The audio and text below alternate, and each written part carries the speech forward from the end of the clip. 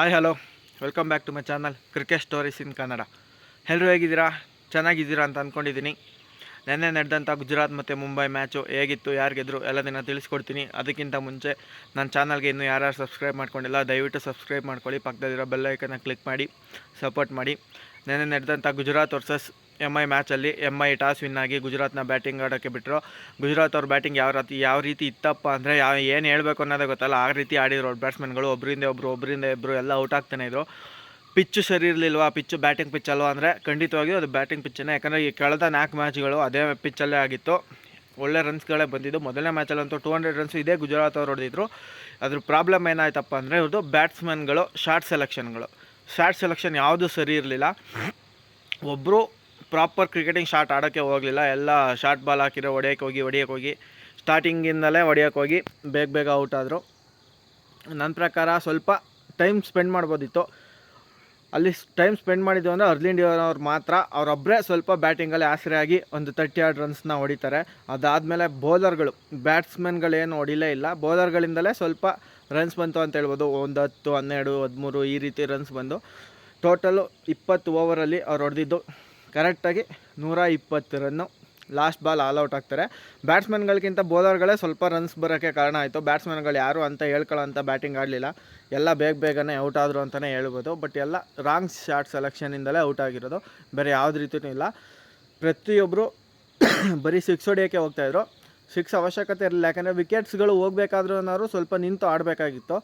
Early ಇಂಡಿಯಾದವ್ರು ಯಾವ ರೀತಿ ಸ್ವಲ್ಪ ನಿಂತಾಡಿರೋ ಅದೇ ಥರ ಅವರು ಎಲ್ಲರೂ ನಿಂತಾಡಿದ್ದರೆ ಇನ್ನೊಂದು ಸ್ವಲ್ಪ ಸ್ಕೋರ್ ಬರ್ಬೋದಿತ್ತು. ಒಂದು ಫೈಟಿಂಗ್ ಟೋಟಲ್ನ ಸೆಟ್ ಮಾಡ್ಬೋದಿತ್ತು 150 ಆದ್ರೂ. ಬಟ್ ಇವರು ಎಲ್ಲ ರಾಂಗ್ ಸೆಲೆಕ್ಷನ್ ಆಗಿ ಬೇಗ ಔಟ್ ಆದರು. ಅದಾದಮೇಲೆ ಬಂದಂಥ ಮುಂಬೈ ಅವ್ರಿಗೆ ಈಸಿ ಟಾರ್ಗೆಟ್ ಆಗೋಯಿತು. ಯಾಕಂದರೆ 120 ರನ್ನು ಅದನ್ನು ಡಿಫೆಂಡ್ ಮಾಡ್ಕೊಳ್ಳೋದು ತುಂಬ ಕಷ್ಟ. ಬೌಲಿಂಗ್ ಹೆಂಗಿರಬೇಕಪ್ಪ ಅಂದರೆ ಅದ್ಭುತವಾಗಿರಬೇಕು. ಬ್ಯಾಟ್ಸ್ಮನ್ಗಳು 1 ರನ್ ಹೊಡಿಯೋಕ್ಕೂ ತಡ್ಕಾಡಬೇಕು, ಆ ರೀತಿ ಇರಬೇಕಿತ್ತು. ಬಟ್ ಇವ್ರ ಬೌಲಿಂಗ್ ಅಷ್ಟು ಸ್ಟ್ರಾಂಗ್ ಇರಲಿಲ್ಲ. ಯಾಕಂದರೆ 200 ರನ್ ನೋಡಿದಾಗಲೇ ವಾಪಸ್ ಹೊಡೆಸ್ಕೊಂಡಿದ್ರು. ಅದು ನೋಡಿದರೆ ಗೊತ್ತಾಗುತ್ತೆ ಅವ್ರ ಬೌಲಿಂಗ್ ಯಾವ ರೀತಿ ಇದೆ ಅಂತ. ಬಟ್ ಒಂದು ರೇಂಜಿಗೆ ಕಂಟ್ರೋಲ್ ಮಾಡೋಕ್ಕೆ ಪ್ರಯತ್ನ ಪಟ್ಟರು ಅನ್ನೋದಕ್ಕೆ ಮುಂಬೈ ಅವರು ರಿಸ್ಕ್ ತೊಗೊಳಕ್ಕೆ ಹೋಗಲಿಲ್ಲ. ಯಾಕಪ್ಪ ಅಂದರೆ 120 ರನ್ನು ಆರಾಮಾಗಿ ಹೊಡ್ಕೋಬೋದು ಅಂತ. ಯಾಕಂದರೆ ಅವ್ರಿಗೆ ವಿನ್ ಬೇಕಿತ್ತು. ನೆಟ್ ರನ್ ರೇಟ್ನ ಪುಷ್ ಮಾಡ್ಕೋತಾರೆ ಅಂತ ನಾನು ಅಂದ್ಕೊಂಡಿದ್ದೆ ಬೇಗ ರನ್ ನೋಡ್ದು. ಬಟ್ ಅವರು ಅಷ್ಟೊಂದು ರಿಸ್ಕ್ ತೊಗೊಳಕ್ಕೆ ಹೋಗಲಿಲ್ಲ. ಬೇಗನೆ ಹೊಡಿಯೋಕ್ಕೆ ಹೋಗಲಿಲ್ಲ, ನಿಧಾನಕ್ಕೆ ಆಡ್ಕೊಬಂದರು. ಬಟ್ ಅದರಲ್ಲೂ ನ್ಯಾಟ್ ಸಿಲ್ವರ್ಬ್ರೆಂಟ್ ಏನು ಫಾರ್ಮಲ್ಲಿದ್ದಾರೆ ಅಂದರೆ ಅದ್ಭುತವಾಗಿದ್ದಾರೆ. ಪ್ರತಿ ಮ್ಯಾಚಲ್ಲೂ 50 ಹೊಡಿತಾ ಇದ್ದಾರೆ. ಬೌಲಿಂಗು ಕೂಡ ಅಷ್ಟೇ ಚೆನ್ನಾಗಿ ಮಾಡ್ತಾಯಿದ್ದಾರೆ. ಸ್ಟಾರ್ಟಿಂಗು ಮುಂಬೈಗೆ ಬ್ರೇಕ್ ಥ್ರೂಗಳನ್ನ ಕೊಟ್ಟಿದ್ದು ನ್ಯಾಟ್ ಸಿಲ್ವರ್ಬ್ರೆಂಟ್ ಅವರೇನೆ. ಅದ್ಭುತವಾಗಿ ಆಡ್ತಾಯಿದ್ದಾರೆ. ಅವರಂತೂ ಎಲ್ಲಿ ಹೊಡಿತಾ ಇದ್ದಾರೆ ಅಂದರೆ ಬರೀ ಲೆಗ್ ಸೈಡೆಲ್ಲ ಹೊಡಿತಾ ಇದ್ದಾರೆ. ಬಟ್ ಅವರು ಹೊಡೆದಿದ್ದ ಕಡೆನೇ ಹೊಡಿತಾ ಇದ್ರು 4. ಬಟ್ ಅಲ್ಲಿ ಫೀಲ್ಡರ್ಸ್ಗಳನ್ನೇ ನಿಲ್ಲಿಸ್ಕೊತಾ ಇರಲಿಲ್ಲ.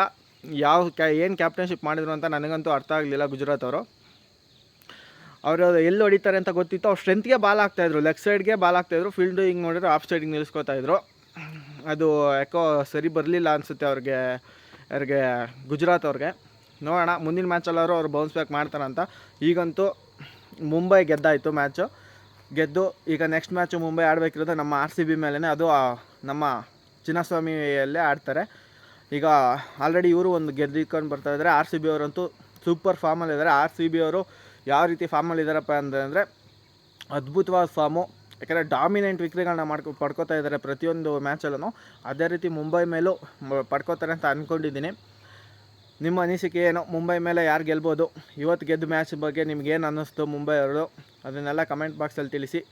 ದಯವಿಟ್ಟು ಚಾನಲ್ಗೆ ಸಬ್ಸ್ಕ್ರೈಬ್ ಮಾಡ್ಕೊಳ್ಳಿ, ಸಪೋರ್ಟ್ ಮಾಡಿ. Thank you.